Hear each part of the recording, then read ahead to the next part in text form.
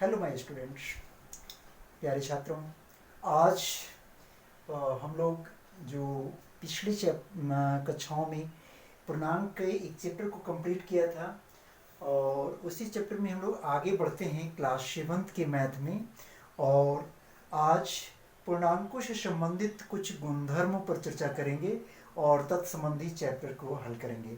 तो अगला चैप्टर आने वाला जो हमारा है वो 1.2 की बात करेंगे, लेकिन इसमें कुछ इम्पॉर्टेंट पूर्णांक से संबंधित गुणधर्म हैं। इसके बारे में हम लोग जानकारी पहले लेते हैं और इसके बाद फिर क्वेश्चंस की ओर चलेंगे।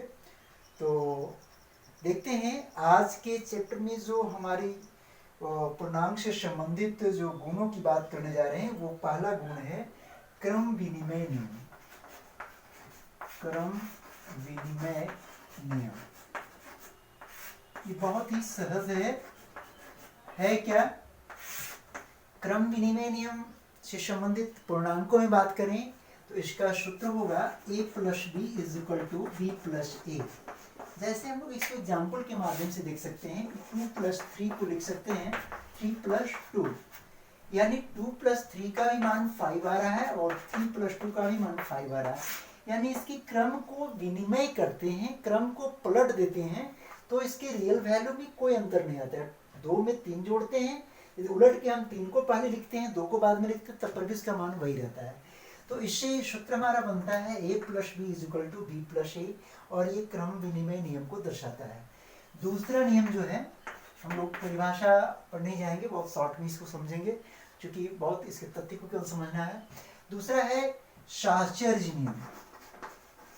साहचर्य नियम, इस नियम के तहत क्या है, यदि कोई ए बी सी कोई 3 संख्याएं हो तो इसको हम इस रूप में लिख सकते हैं a प्लस बी प्लस सी बराबर a plus b plus c. यानी इसमें फर्स्ट में यदि बात करते हैं तो साहचर्य नियम या साहचर्य गुण में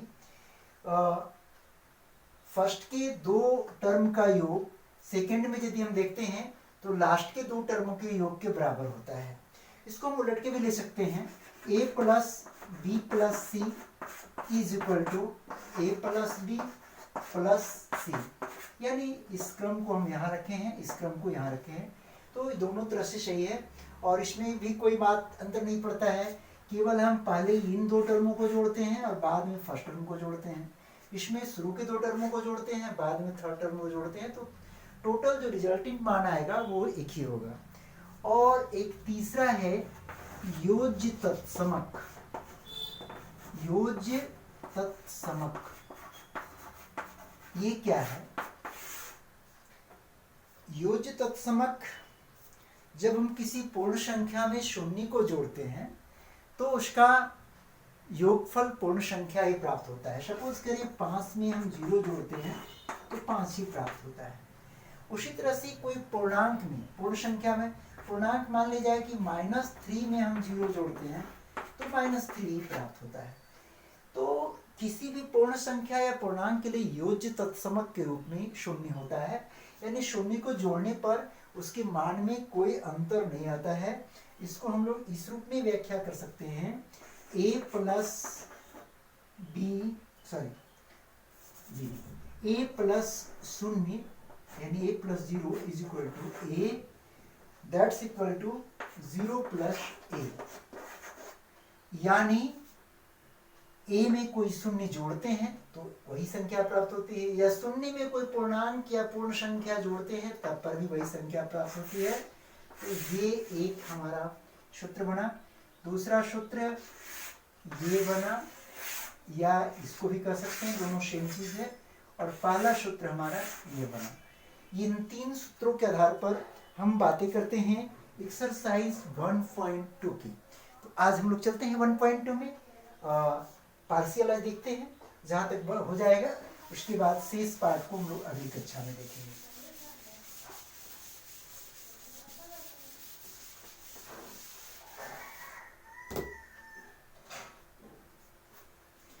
एक्सरसाइज 1.2 कुछ एनसीईआरटी बुक से है। एनसीईआरटी बुक में पॉसिबल है कि यही चैप्टर के कुछ दूसरे नाम या 1.2 की जगह पर 3.2 हो सकता है, 5.2 हो सकता है, लेकिन तथ्य वही रहेंगे। ऐसे बहुत सारी किताबों में सेम चैप्टर भी मिल सकता है। तो हम लोग देखें क्वेश्चन नंबर 1 में है एक ऐसा पूर्णांक युग्म लिखें जिसका योग -7 है। एक ऐसा पूर्णांक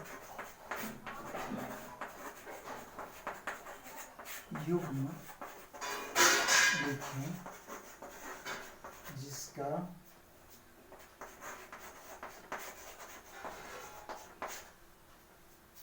योग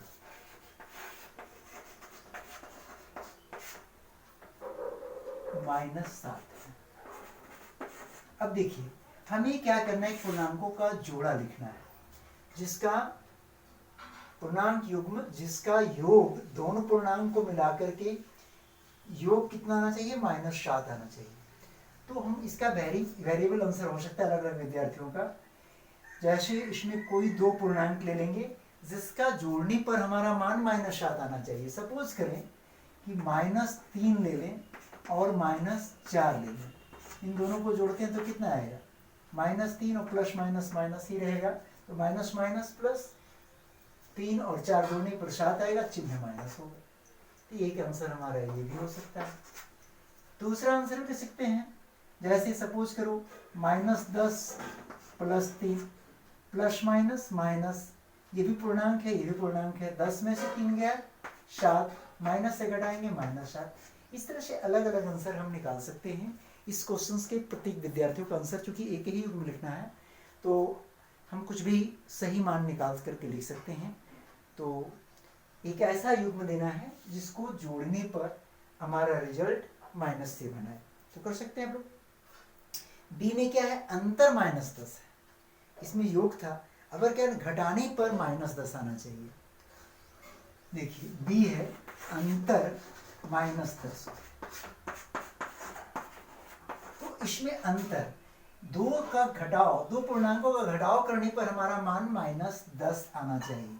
जैसे -15 -5, सॉरी ये नहीं आएगा, यहाँ पर आइए -5 और -5, ये बात करें तो क्या आएगा, यहाँ पर एक पूर्णांक -5 लिए और दूसरा पूर्णांक 5 लिए हैं, और इन दोनों को अंतर मीन्स घटाव की क्रिया कर रहे हैं, तो -5 में 5 को अंतर करने पर यानी घटाने पर माइनस माइनस प्लस चिन्ह माइनस रहेगा, 10 आ रहा है। प्लस में भी ले सकते हैं हम लोग, जैसे हम लोग बात करें 14 प्लस ले लिए, अब इसमें से कितना हम घटाएंगे कि रिजल्ट -10 आए, तो -10 आने के लिए माइनस वाला बड़ा होना चाहिए, तो 14 10 24 लेंगे। अब देखिए 14 में से -24 को घटाते हैं तो क्या आएगा रिजल्ट,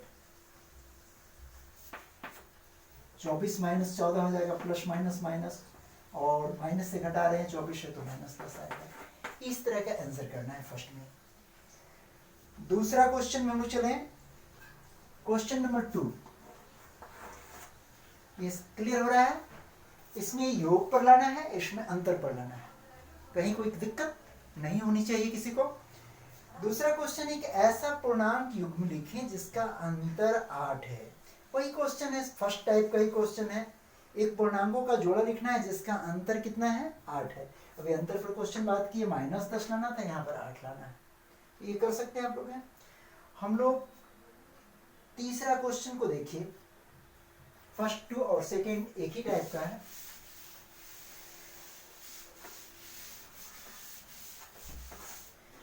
तीसरा क्वेश्चन हमारे सामने है ब्लैक बोर्ड पे, ये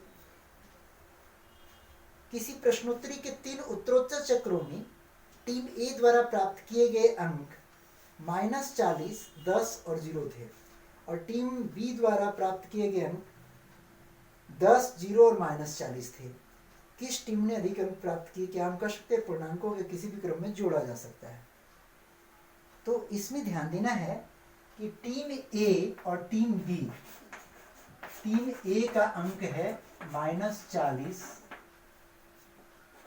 10 और 0, और टीम बी का अंक है, तो इसका अंकों का योग यदि निकाल लें हम लोग तो कितना आ जाएगा।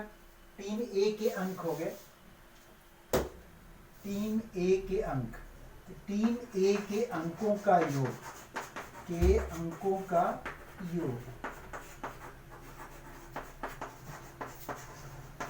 ये तीनों को जोड़ देंगे, -40 + 3 + 0 दैट इज इक्वल टू कितना हो जाएगा, माइनस प्लस माइनस, तो 40 में से 10 घटेगा तो -30 बचा, -30 + 0 -30, अभी योग तत्समक से देखे थे, ये प्लस माइनस किए पहले और उसके बाद 0 को योजित तत्समक में देखे। अब टीम बी, इसका मान कितना है अंकों का, टीम बी के अंकों का योग है 10, 0 और -40। अब हम लोग देखेंगे कि इसके भी अंकों के योग अंक वही है, उसमें पहला टर्म में -40 था, इसमें लास्ट टर्म -40 है, तो इसमें हमारा टीम बी के अंकों का योग कितना आता है, टीम बी के अंकों का योग क्या वही आएगा जो एक आया है या अलग आएगा जी, सेम आना चाहिए, क्यों, क्योंकि वही अंक हैं, केवल आगे पीछे है, तो 10 + 0 + -40, ठीक है। अब हम लोग क्या करेंगे, 10 0 10 योजित तत्समक से, और 10 में से 10 और -40, तो +10 और -40, प्लस माइनस माइनस 40 में से 10 जाएगा -30, तो इसका भी मान वही आया। अब किस टीम ने अधिक अंक प्राप्त किए बताइए, दोनों के प्राप्तांक जो हैं वो दोनों के सेम है, यहाँ पर भी -30 है और यहाँ पर भी -30 है, तो लिखेंगे आंसर में दोनों टीम समान अंक प्राप्त किए, समान अंक प्राप्त किए, अधिक कोई नहीं प्राप्त किया, प्राप्त किए हैं, ठीक है। और क्या हम कह सकते हैं कि पूर्णांकों को किसी भी क्रम में जोड़ा जा सकता है आगे पीछे, बिल्कुल, क्योंकि हम लोगों ने पहला ही देखा है क्रम विनिमय नियम के तहत कि पूर्णांकों को आगे से पीछे करे, पीछे वाले आगे करे, तो उसका मान में कोई परिवर्तन नहीं आता है। तो हाँ, पूर्णांकों को किसी भी क्रम में जोड़ा जा सकता है, पूर्णांकों को किसी भी क्रम में जोड़ा जा सकता है।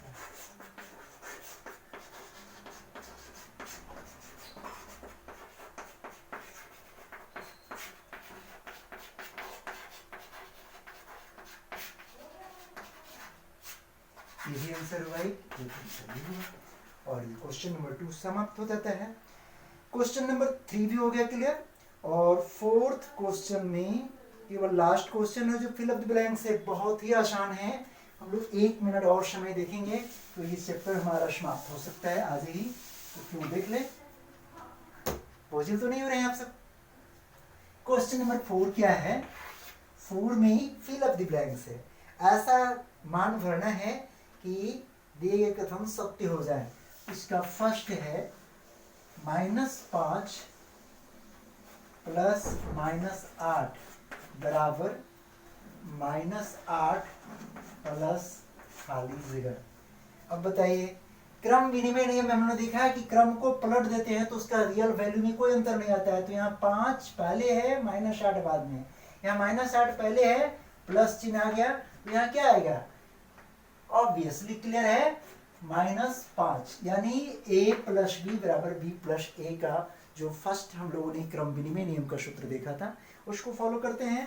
कहीं से आश्चर्य नियम है। अब देखिए यहाँ b में क्या है, b में हम लोग तीसरा सूत्र को यूज कर रहे हैं, -3 प्लस खाली जगह बराबर -53।